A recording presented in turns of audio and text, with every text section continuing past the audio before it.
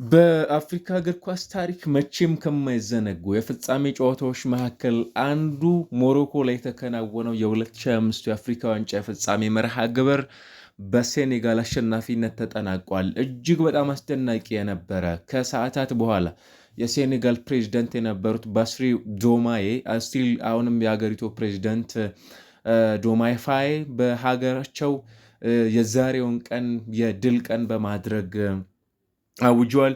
ሴኔጋል ከ2021 በኋላ የአፍሪካ ዋንጫ አሸናፊ መሆኗንም ጭምር ያረጋገጠችበት እጅግ በጣም አስደናቂ ከነበሩ የአፍሪካ ዋንጫ የፍጻሜ ምሽቶች መካከልም ጭምር መቼም ከማይዘነጉ የእግር ኳስ ምሽቶች መካከል አንዱ የነበረ ብዙ መውጣት መውረድ የነበረው ምናልባትም በፍጻሜ ጨዋታዎች እንዲህ አይነት እውነቶችን ስለመመልከታችንም ጭምር ጥያቄ የሚያስነሳ እና በአፍሪካ ዋንጫ ሳዲዮ ማኔ የውድድሩ ኮከብ ተጫዋችም ጭምር ተብሎ ያጠናቀቅበት የመጨረሻ የፍጻሜ መርሃ ግብሩን ያከናወነበት በእግር ኳስ ካሪየሩ ሁለት የአፍሪካ ዋንጫ፣ የእንግሊዝ ፕሪሚየር ሊግ፣ የአውሮፓ ቻምፒየንስ ሊግ፣ ኤፍኤ ካፕ፣ ካራቦ ካፕ እና የጀርመን ቡንደስሊጋን ማሳካት የቻለ እና በጣም አስደናቂ የነበረ ብዙዎች አነጋጋሪ ከነበሩ የአፍሪካ ዋንጫ መርሃ ግብሮችም ጭምር የማይዘነጉት የነበረ ስድስት የእንግሊዝ ፕሪሚየር ሊግ ተጫዋቾች የነበሩበት የአፍሪካ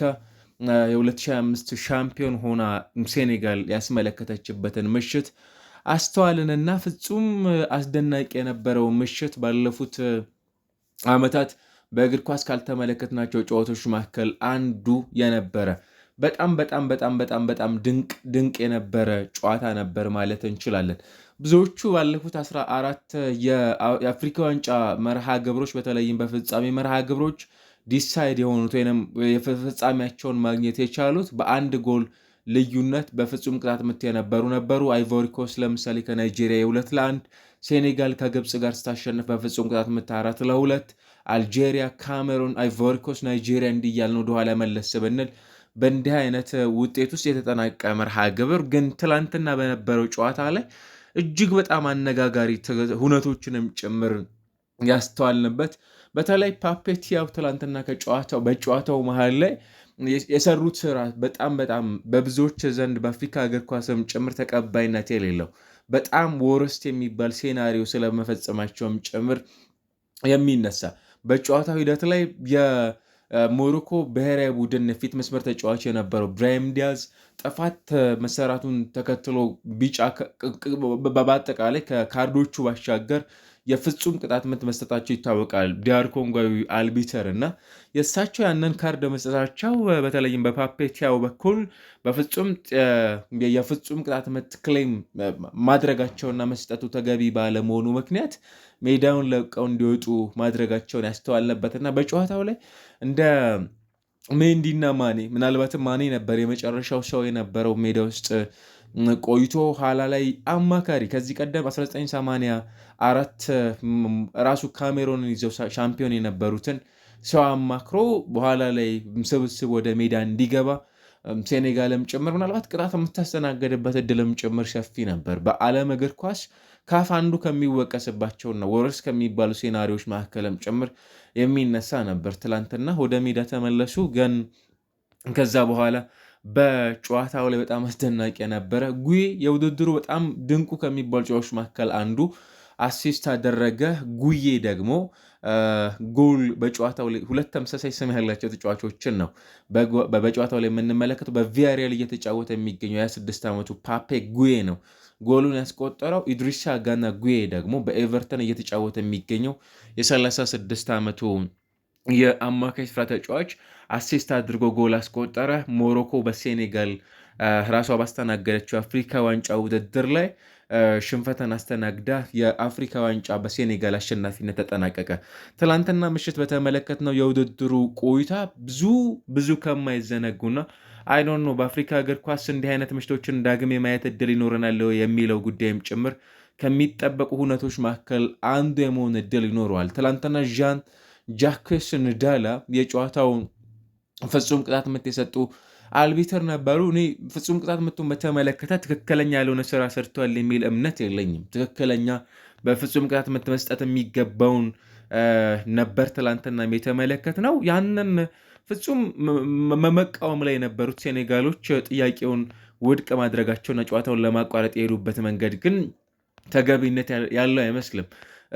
ከዛ በኋላ ነበር እንዲያውም አሰልጣኙ ፓፔቲያው ይቅርታ ጠይቀዋል። እንግዲህ በፍጹም ያንን ነገር ማድረግ እንዳልነበረባቸውም ጭምርና ስለዚህ ያም ቢሆን የአፍሪካ እግር ኳስን በተለይ ደግሞ ይቅርታ መጠየቃቸውንም ጭምር ተመልክተናል። ግን ሜቢ ውድድሩ ቢሸነፉ ኖሮ ይንን ያደርጋሉ ወይም የሚል ሀሳብን እንጠብቃለን። ከዛ ባለፈ ሁሉን ነገር አድርገን ነበር የሚል ሀሳባቸውን አጋርተዋል። በተለይ ደግሞ የሞሮኮ ብሔራዊ ቡድን ዋና አሰልጣኝ የነበሩት ዋሊድ ረግራጊ ውድድሩን ለማሸነፍ ሁሉን ነገር አድርገናል፣ ይገባን ነበር የሚል ሀሳብ አንስተዋል በዚህ ጨዋታ ላይ።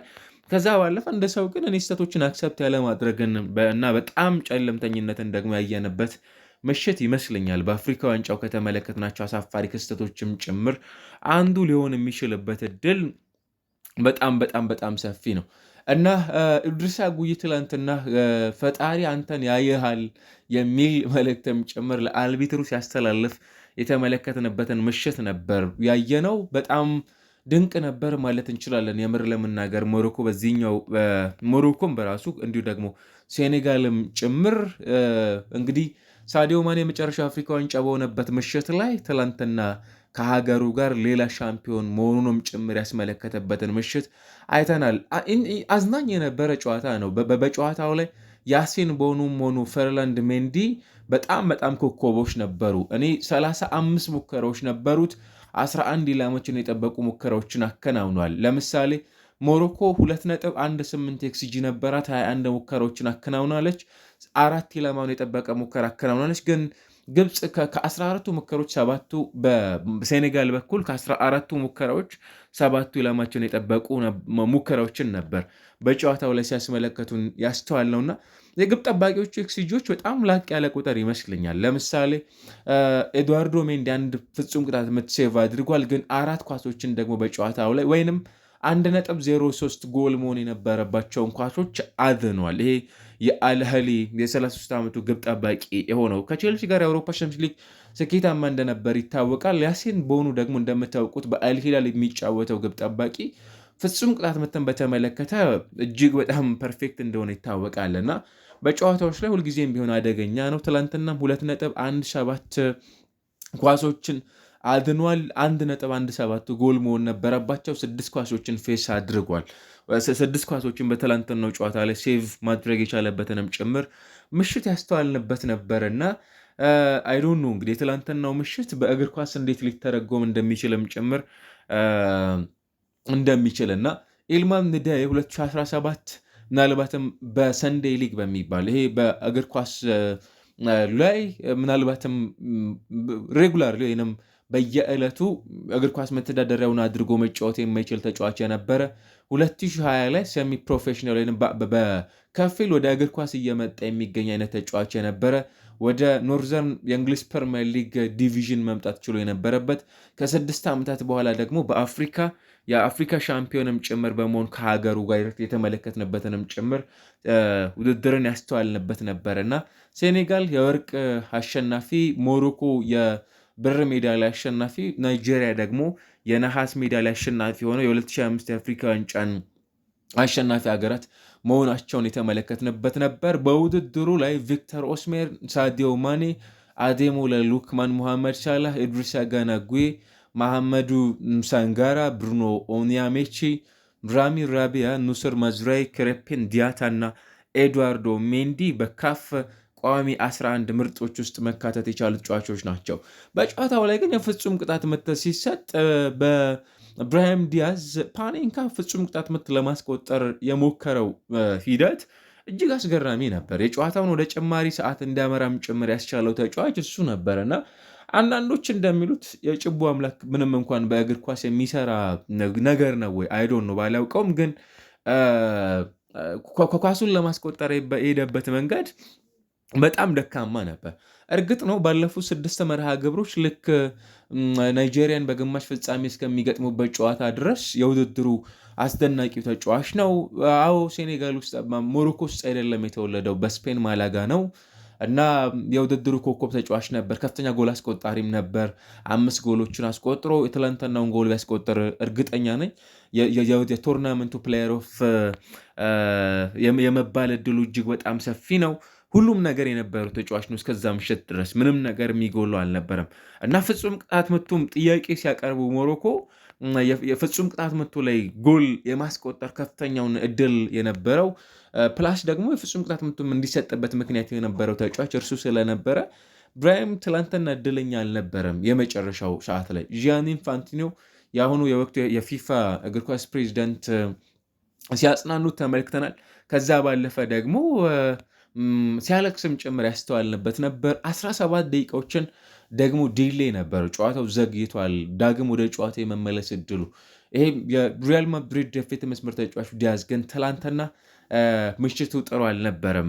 ያችን የፍጹም ቅጣት ምት ማብከኑ ብቻ ይመስለኛል አክቹዋሊ ይህንን የሰራበት መንገድ። ፓፔት ያው የ44 ዓመቱ አሰልጣኝ ግን ብዙ ጥያቄዎች ተነስተውባቸዋል። አይዶን ነው ቀጣይ እንዴት ባለ መልኩ ይህንን ሼምፉል እያሉት ይገኛሉ። እጅግ በጣም አሳፋሪ የሆነ ተግባርን ፈጽመዋል። እግር ኳስ እንደመሆኑ መጠን ማሸነፍም ሆነ መሸነፍ ጠያቂዎች መቼም የሆነ ቡድን አሸንፎ እንደሚወጣ ኤክስፔክት ይደረጋል በሜዳ ውስጥ በሚኖራቸው ቆይታና ነገሮችን ካላመኑበት እንኳን እግር ኳስን ለሚከታተለው ቤተሰብ ትቶ ጨዋታን መቀጠል እጅግ በጣም አስፈላጊ መሆኑን አልተረዱም እና ቫርን ተመልክተዋል። ለምሳሌ ዣን ጃክስ ንዳላ ከዛ በኋላ ነበር ወደ ፍጹም ቅጣት ምት መምጣት የቻሉት።